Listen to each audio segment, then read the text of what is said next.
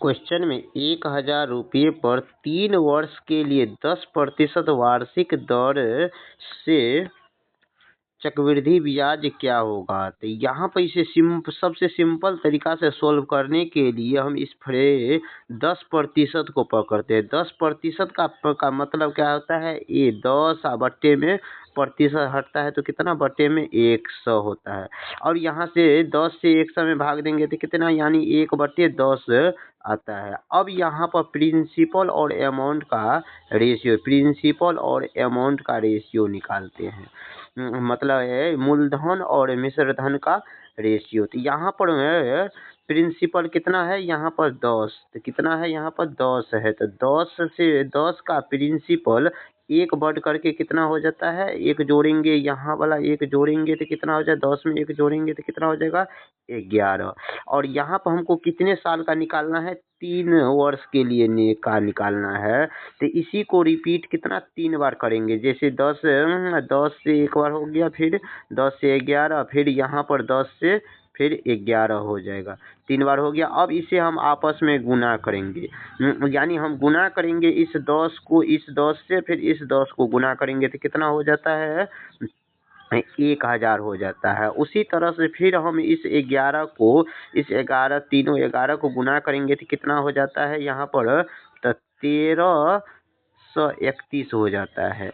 और यहाँ पर ब्याज इसमें 1,000 रुपया से कितना ये बढ़ करके कितना हो गया, 1331 हो जाएगा, यानी 13 से 31 हो गया। ब्याज यहाँ पर कितना हो गया, तो यानी ब्याज यहाँ पर 331 ब्याज हो गया। और यहाँ पर ब्याज है, लेकिन हमको क्वेश्चन में दिया गया है कितना मूलधन दिया गया है, 1,000 यहाँ पर मूलधन दिया गया है। तो इस मूलधन की तुलना, ये क्वेश्चन में दिए हुए मूलधन की तुलना हम यहाँ पर यहाँ पर मूलधन का रेशियो यहाँ पर कितना निकाले हैं, 1,000। इस 1,000 का तुलना हम इस 1,000 से करेंगे, तो यहाँ पर 1,000 रुपया से करेंगे। तो यानी इस 1,000 से इस 1,000 में भाग देंगे तो कितना हो जाता है, एक रेशियो का मान 1 रुपया हो जाता है। कितना हो जाता है, 1 रुपया हो जाता है।